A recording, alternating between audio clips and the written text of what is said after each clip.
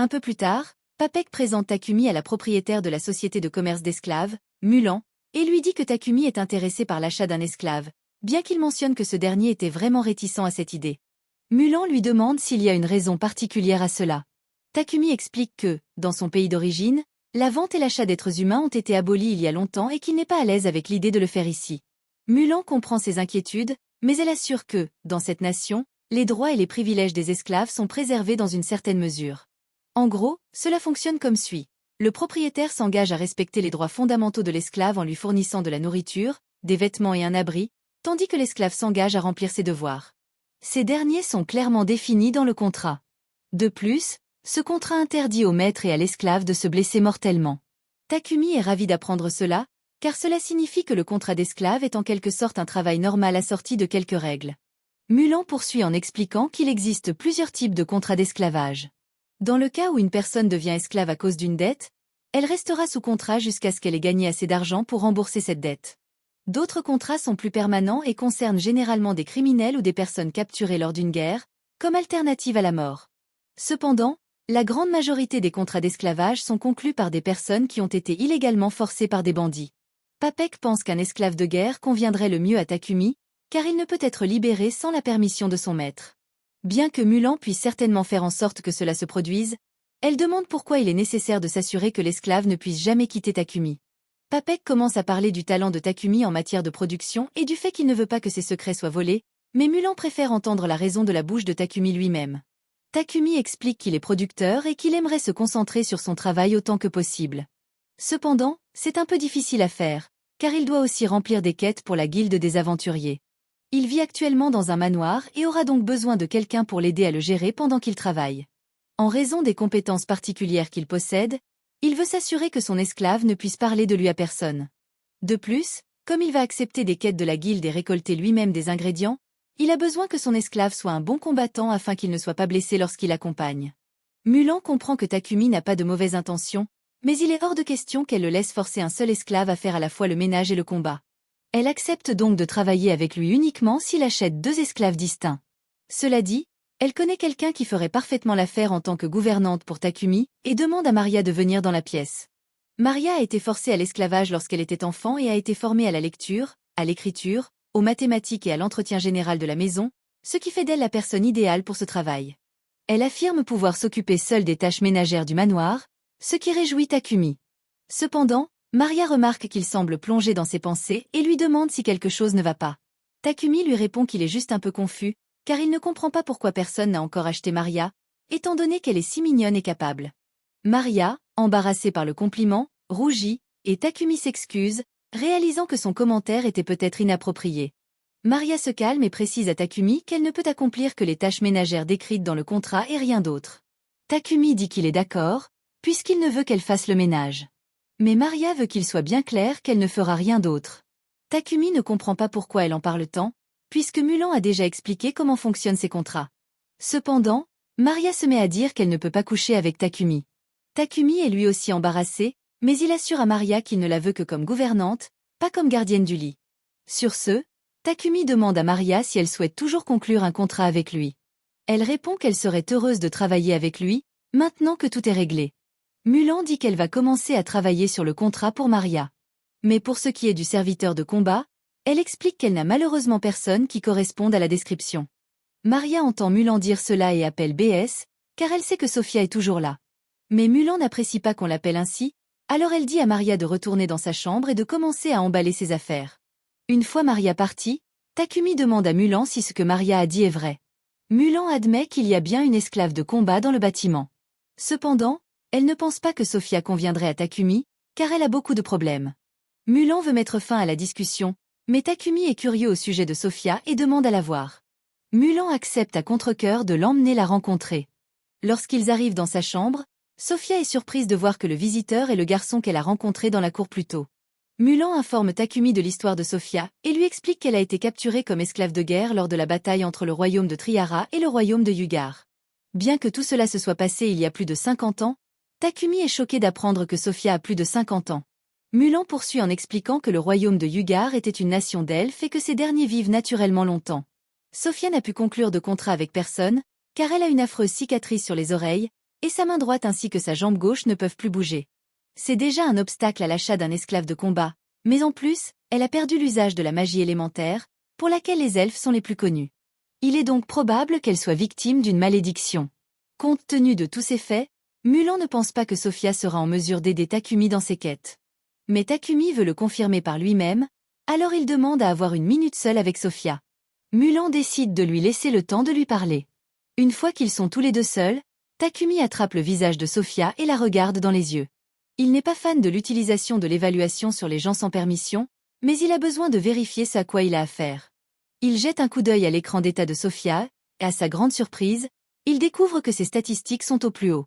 Ses blessures limitent ses capacités, et une malédiction pèse sur elle. Mais si Takumi peut réparer cela, elle sera la parfaite compagne de combat.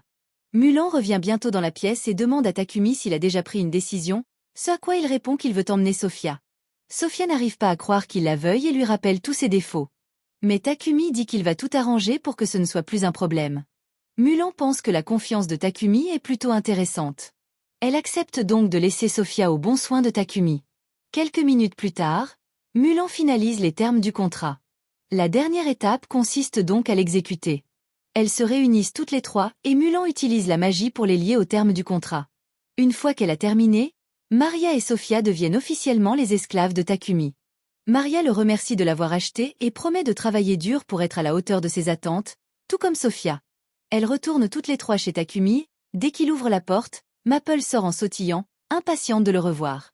Maria et Sophia s'inquiètent pour la sécurité de Takumi. Sophia s'apprête à attaquer Maple, mais avant qu'elle ne le fasse, Takumi l'arrête et lui explique que Maple est en fait son araignée tueuse. Les deux femmes trouvent cela étrange, mais elles décident de faire comme si de rien n'était.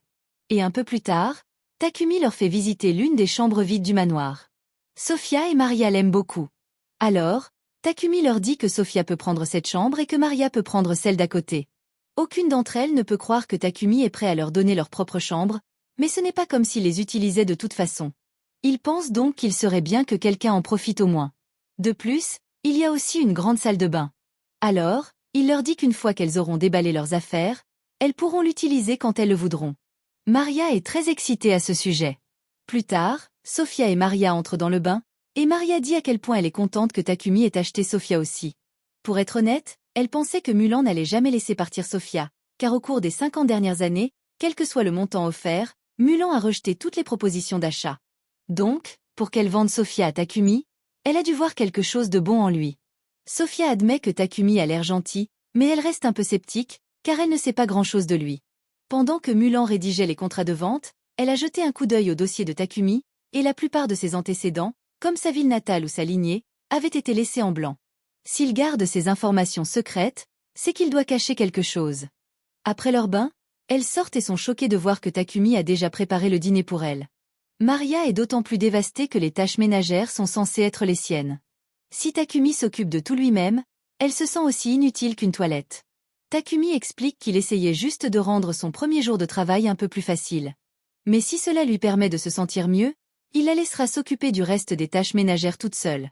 Pour l'instant, il leur demande de s'asseoir pour qu'ils puissent dîner tous ensemble. Mais Sophia hésite, car les domestiques n'ont généralement pas l'occasion de manger à la même table que leur maître. Takumi comprend qu'elle puisse trouver son comportement étrange pour un propriétaire d'esclaves, mais il ne veut pas qu'elle se bloque sur la tradition. En parlant de tradition, il n'aime pas vraiment le fait qu'elle l'appelle toujours maître, alors il leur demande si elles peuvent simplement l'appeler par son nom à la place. Sophia demande si c'est un ordre formel, mais Takumi ne veut pas la forcer si elle ne s'en sent pas à l'aise. Maria, elle, ne semble pas gênée de l'appeler par son prénom. Le lendemain, Takumi se rend à la société commerciale de Papek pour récupérer un colis qu'il a commandé. Papek dit qu'il a fait de son mieux pour l'emballer correctement, mais il veut quand même que Takumi soit prudent en le transportant à la maison. Sur le chemin du retour, Takumi remarque une église à proximité. Alors, il entre et s'agenouille pour prier Nolan. Il la remercie pour toutes les compétences qu'elle lui a données, car elles l'ont vraiment aidé. Mais il y a quelque chose qu'il voulait lui demander. Depuis le temps qu'il vit dans ce monde, il a appris que le Saint-Empire de Sedonia contrôle la doctrine religieuse ici. Alors, il ne comprend pas pourquoi Nolan a tant de problèmes avec eux. À ce moment-là, Takumi entend la voix de Nolan, juste devant lui, ce qui le fait paniquer un peu.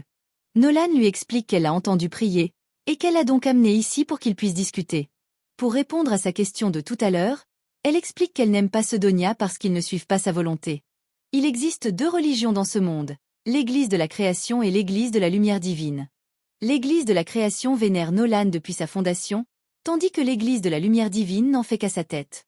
L'empire de Sedonia a fini par entreprendre plusieurs croisades pour répandre sa religion par la force. Mais, pendant ce temps, Nolan a choisi de ne pas s'en mêler car elle ne voulait pas être impliquée dans les affaires mesquines des humains.